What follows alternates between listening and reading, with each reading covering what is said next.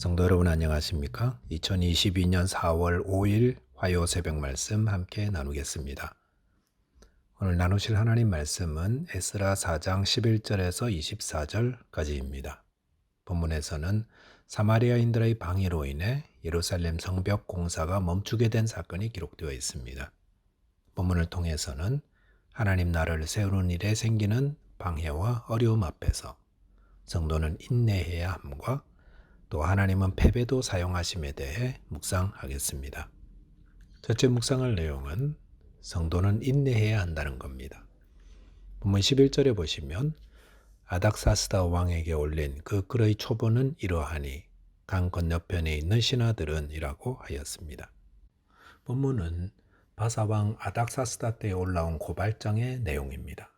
팔레스타인 지역에 거주하던 사마리아 사람들은 유대인들이 행하던 예루살렘 성 건축을 방해하기 위해 그곳의 관리들을 매수하여 유대인들을 악의적으로 고발하는 편지를 왕에게 써 보내었습니다. 이들이 고발장에 쓴 내용은 크게 세 가지입니다. 첫째는 그들이 성읍을 세우고 나면 세금을 내지 않을 것이다 라는 것이고, 둘째는 유대인들이 원래부터 패역한 성읍이며 반역하는 민족이었다 라는 것, 그리고 셋째는 결과적으로 왕이 이 지역에 대한 통치권을 잃어버리게 될 것이다 라는 것이었습니다. 사마리아인들과 이들에게 매수된 관리들이 유대인들의 쓴 내용은 얼마나 악의에 가득 차고 또 과장되어 있었습니까? 13절에 보시면 이제 왕은 아쉬옵소서 만일 이 성읍을 건축하고 그 성곽을 완공하면 저 무리가 다시는 조공과 관세와 통행세를 바치지 아니하리니 결국 왕들에게 손해가 되리이다 라고 하였습니다. 여기서 고발한 내용은 유대인들이 성곽을 건축하고 나면 바사 왕에게 세금을 내지 않을 것이다 라는 것이었습니다. 그런데 이들의 주장은 아무 근거도 없는 비난에 불과한 것입니다. 누가 그런 일을 계획하기라도 했단 말입니까? 15절에 보시면 이 성읍은 패역한 성읍이라 예로부터 그 중에서 항상 반역하는 일을 행하였다라고 하였습니다. 이들은 예루살렘 성을 패역한 성읍이라고 불렀습니다. 이것은 고발하는 자들이 악한 감정으로 행하고 있다는 것을 보여줍니다. 또한 예로부터 항상 반역하는 일을 행하는 곳이라고 하였는데 악의적 목적으로 비난하는 사람들이 잘 사용하는 단어는 항상입니다. 항상 반역만 하는 나라, 항상 패역한 자, 이런 비난과 악의적으로 고발하는 것을 가장 잘 사용하는 자가 있는데 그것은 원수 마귀입니다. 마귀는 하나님 나라를 세우려는 성도들을 악의적인 공격과 비난으로 무너뜨리려고 합니다. 욥은 얼마나 신실하게 하나님을 경외하며 섬겼습니까? 그런데 마귀는 욥이 가진 그 순수한 믿음을 구복신앙이라고 비하했습니다. 성도는 하나님의 나라를 세우려 할 때에 마귀의 공격과 비난이 따른다는 것을 알아야 됩니다. 그리고 그 비난과 악의적 공격이 따라올 때 낙심하지 말아야 합니다. 갈라디아서 6장 10절에 보시면 우리가 선을 행하되 낙심하지 말지니 포기하지 아니하면 때가 이름에 거두리라 라고 하였습니다. 주님의 나라를 세우다가 당하는 여러 가지 오해나 욕이나 비난을 들을 때 성도는 어떻게 해야 합니까?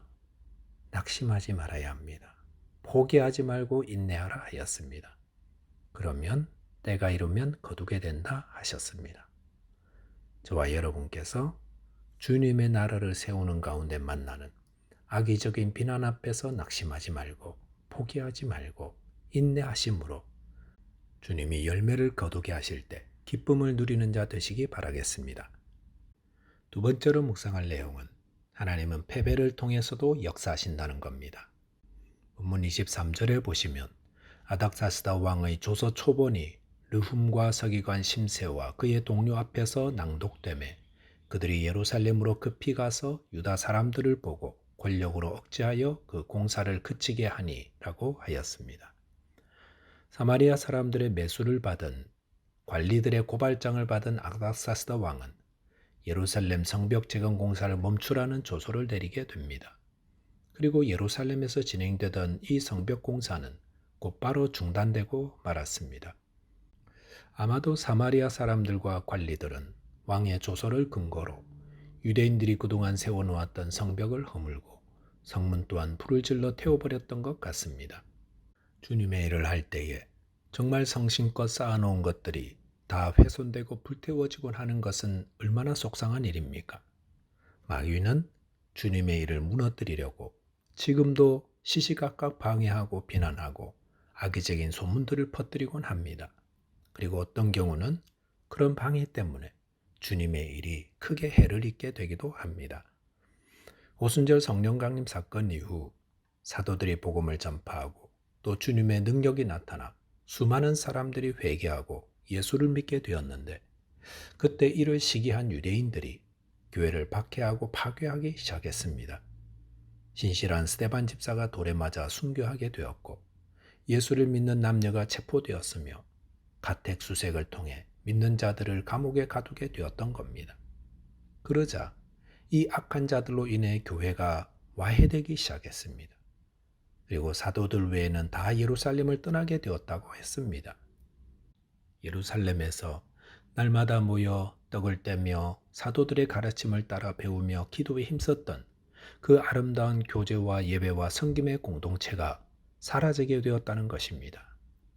성심으로 섬기고 세워가던 신앙 공동체가 파괴될 때 그 안의 성도들의 마음은 얼마나 비통하며 슬펐겠습니까? 그런데 거기에 하나님의 놀라운 섭리가 있지 않았습니까?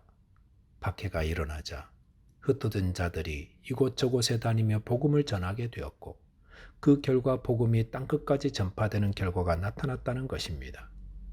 마귀는 믿는 자들을 핍박하면 주님의 교회도 무너뜨릴 수 있다고 생각했을 것입니다.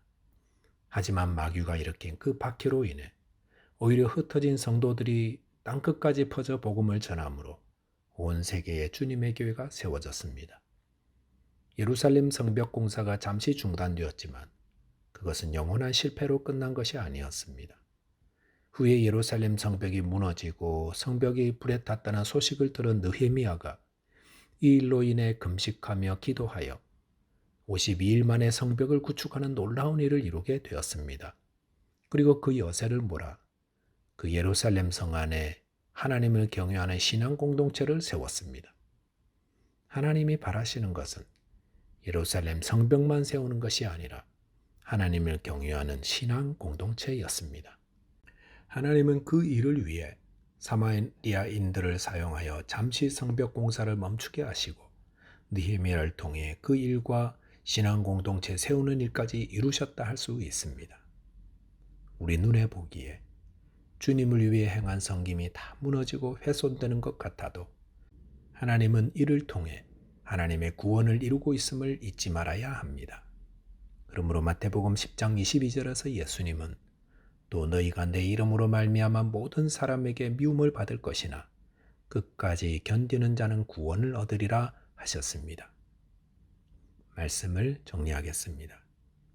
주님의 일을 할 때에 당하는 여러 낙심된 일들 앞에서 성도는 인내해야 합니다. 하나님은 이런 일까지도 다 사용하여서 주님의 나라를 세워가시기 때문입니다. 기도하겠습니다. 하나님 아버지, 주님의 일을 할 때 만나는 여러 어려움 앞에서 인내할 수 있게 하여 주옵소서. 또한 주님께서 섭리 가운데 모든 것을 인도하고 계심을 확신하며 끝까지 승리하게 하여 주옵소서. 예수 그리스도 이름으로 기도하옵나이다. 아멘. 오늘 하루도 믿음 안에서 승리하는 하루 되시기 바라겠습니다. 감사합니다.